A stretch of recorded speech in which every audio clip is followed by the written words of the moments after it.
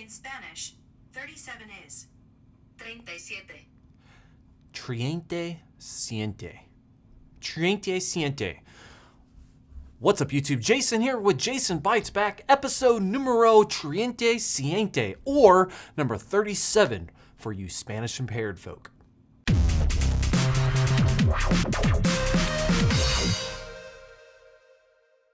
Whether you're protecting yourself on public Wi-Fi, bypassing regional filters, or just simply wanting to download something without the worries of a government or a corporation not liking you for it, a VPN service is a must-have solution. And depending on where you're located, it could be hard to find a VPN fast enough for daily use. That's why the 30-day 100% money-back guarantee of NordVPN is so valuable, because even though I can tell you I get great speeds and reliability, as they say, the proof is in the pudding. By visiting nordvpn.com/byte or clicking the link in the video description below, you can test these speeds out for yourself with a heavy discount. And with 30 days to prove its worth, it's a safe way to ensure you're getting what you paid for.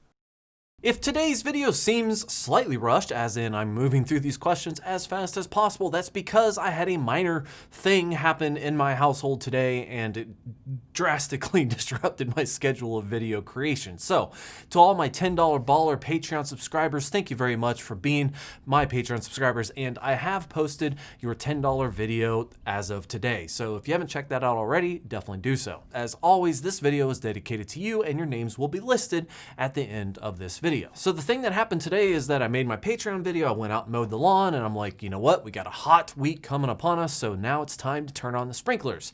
So I turned on the valve that's downstairs in the basement, actually like 10 feet that way, and the water line just broke. So water gushing everywhere inside my house, full send for the boys, just water flooding. I now, have a pool, but hey, I fixed it, kinda.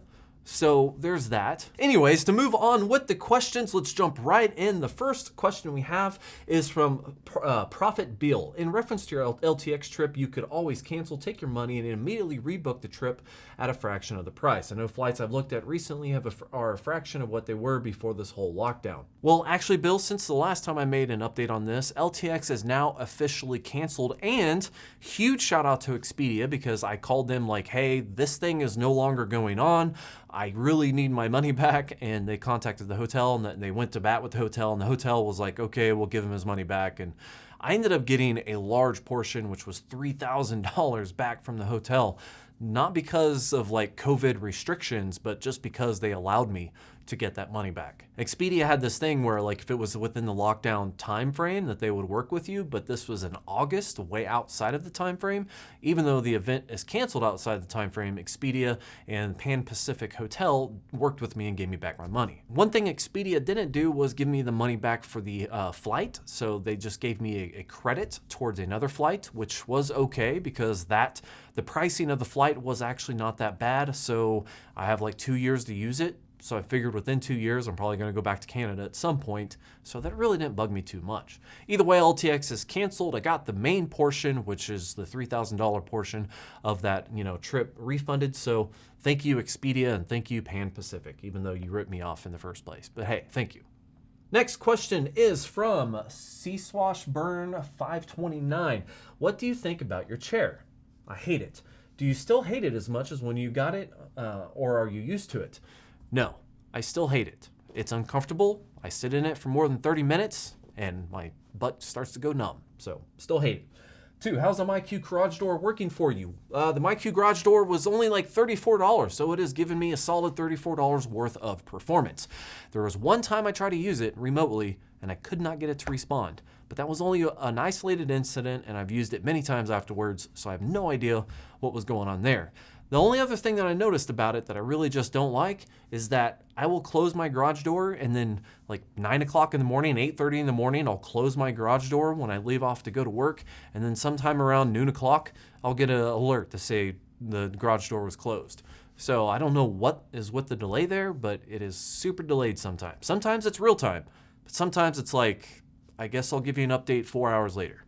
It's kind of weird, but it was like $34. So, I mean, Did you get another one for the other door? No, I have not. I've been meaning to do that. When are you going to go into the Home Assistant or some other home automation with all the devices you have?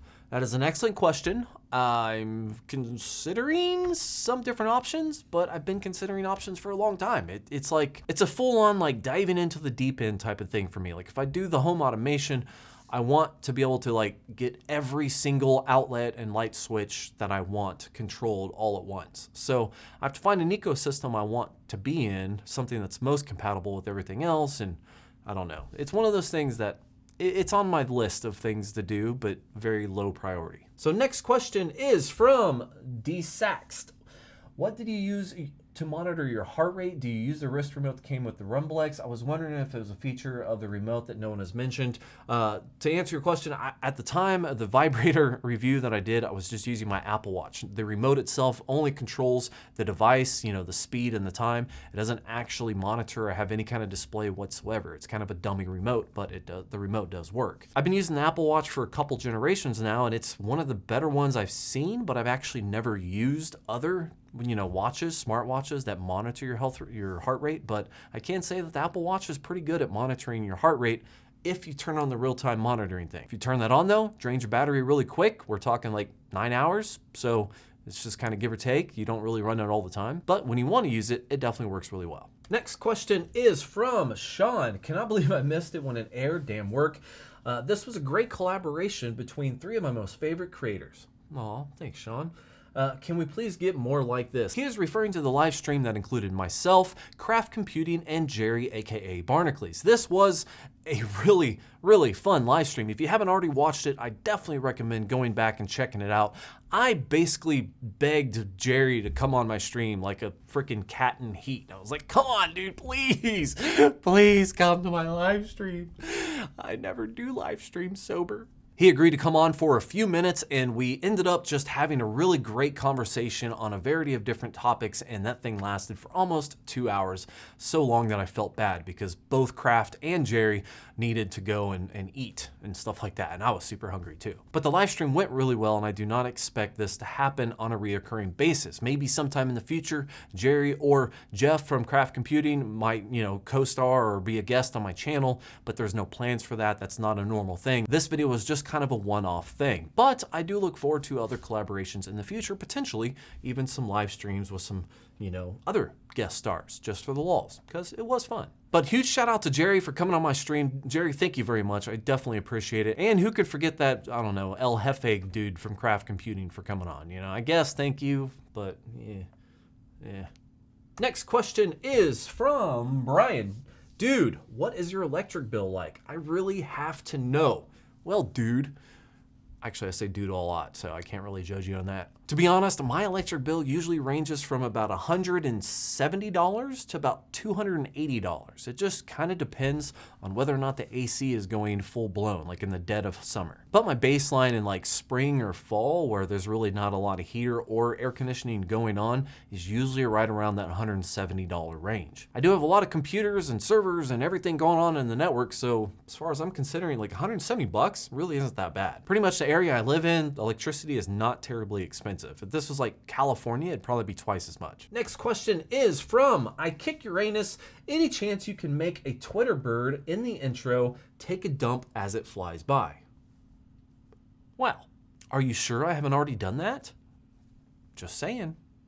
Next question is from Kevin. Jason, love the channel, great content, thank you very much. Question, what Plex Docker to use with Unraid? Moving my Plex off my 918 Plus over to my R720 with the P2000, using your guides, of course. Thank you very much, Kevin, appreciate it. As far as the Docker, I was originally using LimeTech, but that's like depreciated, it's not kept updated anymore, so now I'm using linuxserver.io repository. A bonus to the Linux server is that it also has the easy configuration for GPU acceleration. So you can add in, the Unraid Docker from the linuxserver.io repository. Then you also add the NVIDIA plugin that allows you to use your graphics card with Plex with hardware acceleration, and then it should be pretty easy to get everything set up. Yes, there's more to it. Use the tutorials. Definitely check out my channel for more information on that, but linuxserver.io. Next question is from Oliver. What do you need to use Direct Play? Well, Oliver, that really just kind of depends on your setup. And what I mean by that is your client primarily. There's two factors here with direct play. You have to have the bandwidth to support the video file, and you have to have a player that supports the file format that you currently have. So to give an example, if you have an H.264 encoded media file that's like in a .mp4 file, if you use something like the NVIDIA Shield or maybe even the Xbox One, it natively plays MP4 files, it natively handles H.264. So as long as you have the bandwidth between your server and your client device, you should be automatically direct playing that content without any issues. But if you're doing the exact same client over the internet and you don't have the bandwidth to upload that file and or download that file on the client itself, then you might be kicked to transcoding because you don't have the bandwidth. But if you are within your own household and you have your Plex client set up on the same network, then you should be able to direct stream all of your content, assuming you have a decent client. And most clients nowadays can handle things like H.264 files natively. Next question is from SRT Hellcat. What is the point of a PoE switch? Can't they just use the NVR? This is on an Amcrest Ultra HD 4K PoE IP bullet security camera review that I did. And the point of a PoE switch is to power those cameras. It's power over Ethernet. That's the point. In reference to the NVR though, if you are to buy a system like the Amcrest NVR that has powered ports on it, then you're running, cables from that NVR directly to the cameras, then yes, it does power it automatically through those ports. But if you're building your own system using something like Blue Iris, which is what I use, PoE switch allows you to power these cameras independently just with one cable, an Ethernet cable directly from that switch to the camera, and you don't have to plug that camera in wherever you have it hooked up, which is a huge deal, especially if you want to hook it up outside on the corner of your house. Like, there's no plugins around there. So if you have one Ethernet cable running directly to that camera, you just plug it in, good to go. Next question is from Vel Forest. Is there any way to do something similar to pre-clear on a Windows machine? I've yet to build my unraid NAS, just gotten hard drives first as they were cheap. The answer to this is yes and no. There's a number of different softwares out there that you could easily find by doing a quick Google search of like hard drive stress testing. And I have not tested all these softwares, so I can't recommend a very specific one, but I know there's plenty of different software solutions out there that can stress test your hard drive. And when it comes down to pre-clearing, that's where the no comes in, because technically when you pre-clear with unraid, that's doing exactly that. It is pre-clearing the drive with all zeros, getting it ready to be put into your array. Part of this pre-clear process not only adds the zeros, but also adds a little thing in there saying, hey, this drive is clear, no need to check it, no need to write zeros to it, we're ready to go already. However, in the terms of checking your hard drives, we use pre-clear once, twice, or sometimes even 3 times just to see if the hard drive can stand up to that kind of a workload. If for whatever reason it fails sometimes during the pre-clear, then you know the hard drive is bad. In unraid, when you run the pre-clear, you get the benefit of stress testing your hard drive and you pre-clear it with zeros. That way, when you do put it into your array, it's good to go. Last question is from Mark. Would you recommend a Synology NAS like the DS1019 Plus or your P2000 Ryzen build? I have about 40 terabytes of content and I have 6 people I give access to my server, but my current setup isn't working for my needs. Well, Mark, when it comes to the DS1019 Plus, that is actually a pretty capable NAS device from Synology that, if I remember right, could handle like 8 streams pretty well. So technically that NAS could work for you. And if you're sharing it with 6 people, plus you have your own usage, then you have a potential of what, at least 7 people at the same time? While it will technically work on a Synology NAS, I would not recommend it. The usage would be slow, like browsing and starting things or skipping ahead. It would just be slow. That Synology NAS is great in its own right, and it can handle like 8 or 9 different streams at the same time, but that doesn't mean it's very responsive and fast or as fast as something like my Ryzen 3700X build. But the difference is definitely in the price. I mean, if you're looking at going with that 3700 Angry Inch build that I did, the little small NAS size device, I mean, I think that thing was like $1,800 worth of hardware. So the Synology is gonna be like half that. In terms of your usage, I would probably say that if you are having an active amount of streams of like, let's say 3 or maybe 4 streams at the same time, then that Synology NAS could be a solution for you. If you plan on using more, then I would probably consider beefier hardware just so you have a good experience with Plex. Although it would work, it would just be fairly slow. And that is it for all of the questions today, guys. Thank you very much. If you want the best chance of your questions being answered next Jason Bites Back, make sure to leave your questions in the comments down below. Again, all of the Patreon peeps are going to be listed at the end of this video. Thank you, Patreon. I appreciate you guys, really. Again, all of the Patreon peeps are going to be listed at the end of this video, so look forward to that. Thank you, everyone, for watching. Like and subscribe below. And I was going to congratulate myself on 100K, but I'm 600 subscribers away. So, not going to do that. Thank you for watching, like, subscribe, and have yourself a great day. Whew. Tell you what, that water, full send for the boys. Like, just everywhere. Doused me. Just crazy. Just water going. I have a 5-gallon bucket underneath it that was there when we moved in. It's been there the whole time. And that thing filled up really quick. It blew up. I ran outside to turn off the main water, which I probably should have done, I guess, in the first place. But, you know, I didn't really think it was going to break on me. But ran outside, turned off the main water because the thing was coming out and there was like no stopping for it. And I don't know. There's apparently something called a shark bite, I want to say fitting, not a valve. It's a fitting. But it's like this pressure thing. You just shove the pipe in there and it just locks it. And it's super easy to use, but for some reason this fitting just completely failed on me and just sent full pressure water all over that little water room in there. So yeah, every towel I have in the house is now wet, and you know, I guess it is what it is. I mean, I got it fixed. I went to Home Depot and I bought 2 of the different fittings because there's one at the bottom, one at the top. The one at the top was the one that failed, so the one at the bottom was still failing by itself. So I just ripped everything out. Thank you, J-Derp, by the way.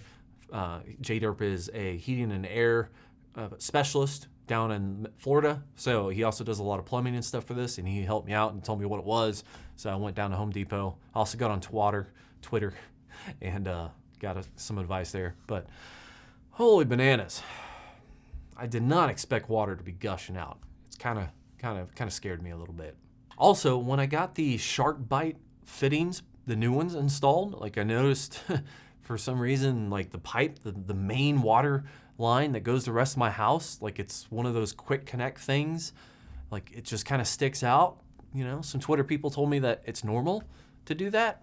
It makes me nervous just looking at the thing because it moves, and I feel like, you know, main water line shouldn't move, but hey, I don't know what to do with that. It's not leaking. It seems to be fine, and I think it was the same way when all this happened, but either way, I feel like that's a dangerous thing to have, but I don't know. I don't know anything about plumbing. This all just kind of happened out of nowhere, and I panicked and shut off the water and then ran to Home Depot to get new fittings, and now my sprinkler systems are finally on after hours of repair and running to get stuff and figuring stuff out. It is what it is. I have like 2 hours to get this thing edited, so gotta go.